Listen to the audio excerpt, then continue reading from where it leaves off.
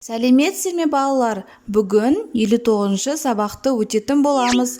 Жаңа видеоларды көру үшін каналымызға тіркеліп, колокольчик батырмасын басыңыздар.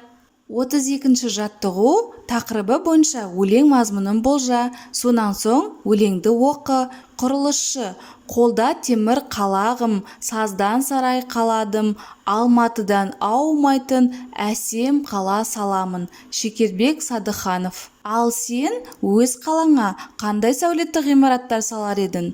Мен сіздерге мына жерде мысал ретінде өз ойымды жазып кетейін. Мен болсам, әлемнің 7 кереметіне кіретін дәл осындай бақ салар едім. Бұл бақ Бабылдың аспалы бағы деп аталады. Сіздерге түсінікті болу үшін қысқаша бақ туралы айтып кетейін. Бабылдың аспалы бағы әлемнің 2-ші кереметі. Біздің заманымызға дейінгі 7-ші ғасырда салынып, біздің заманымыздың 1-ші ғасырында құрдымға кеткен ғажайып бақ.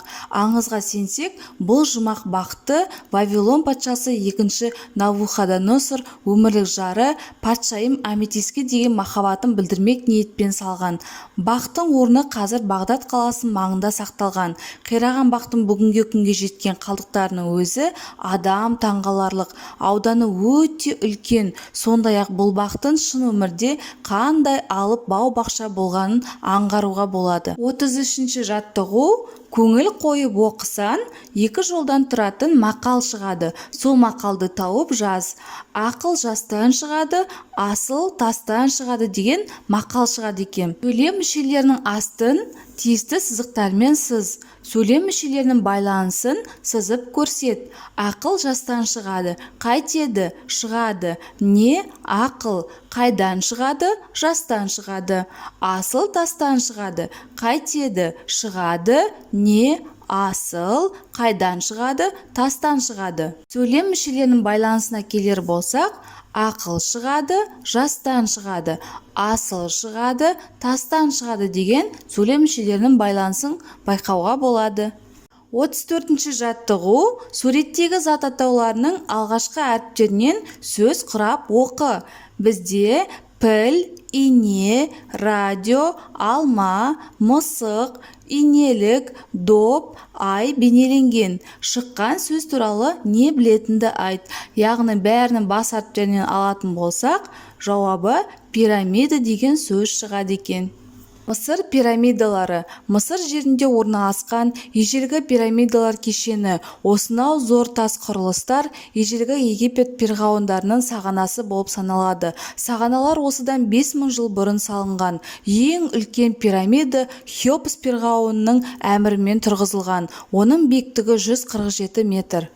Ежелгі грек тарихшысы Геродоттың жазбасында пирамиданы 100 000 адам 20 жыл бойы салғандығы айтылады. Алып құрылыстар осы күнге дейін көрушісін қайран қалдырады. Осы пирамидалар әлемнің 7 кереметінің біріне кіреді.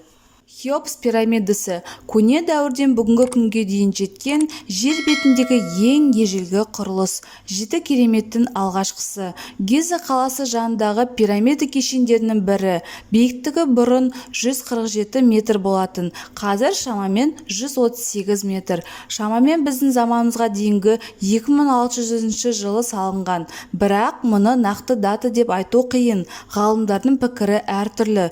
Пирамиданың есігі бар. Ғимаратқа 15 метр көтеріліп барып, есігінен кіруге болады. Құрылыстың бір жағына жасанды жол салынған. Шамамен бұл жол 820 жылы қазылса керек.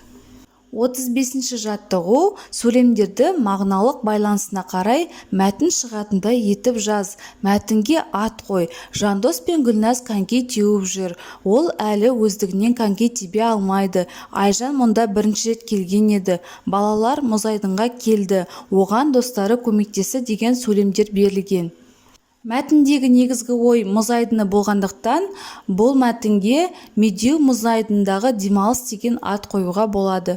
Ал енді сөйлемдерді мағыналық байланысына қарай жазайық.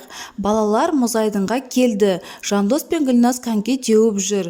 Айжан мұнда бірінші рет келген еді. Ол өздігінен коньки тебе алмайды. Оған достары көмектесті. Медеу мұзайдыны сәулет өнеріне жата ма? Ойыңмен бөліс. Медеу мұз айдыны сәулет өнеріне жатады, себебі оның құрылысына көптеген сәулетшілер жұмыс жасаған. Медеу спорт кешені жасанды мұз айдыны бар дүние жүзіндегі ең ірі спорт кешені. Алматы қаласынан 18 км жерде кіші Алматы шатқалында теңіз деңгейіне 1691-де 2 метр биіктікте орналасқан. Ол әлемдегі ең атақты мұз айдындарының қатарында. Медеу 10.500 шаршы метр жерді алып жатыр және 10.500 көрерменді сыйғызады.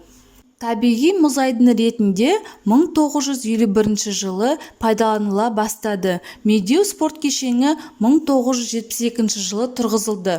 Құрылысқа қатысқан архитекторлар Кацевке, Қайнарбаевқа, инженер Матвеевқа, тағы да басқа 10 шақты адамға 1975 жылы КСРО мемлекеттік сыйлығы берілді. Айдынның ортаңғы бөлігі хоккей ойынына және мәнерлеп сырғанауға арналған. Кешенде 2 жүзу бассейні, спорт залы, қонақ үй, асхана, кинозал, кітапхана және баспасөз орталығы орналасқан. Сенбі, жексенбі күндері Медеу мұз айдыны 9.000-ға жуық әуесқой конькишіні қабылдай алады. Медеу мұз айдынында спорт түрлерінен әртүрлі халықаралық жарыстар өткізіліп тұрады. Медеу спорт кешені тек спорт жарыстары үшін ғана емес, сонымен қатар қала тұрғындары мен қала қонақтарының әсем табиғат аясында демалатын орны. Осымен біздің сабағымыз аяқталды. Каналымыз пайдалы болған болса, лайк басып тіркеліп қойыңыздар. Жаңа видеолар сізге бірінші болып көрінеді.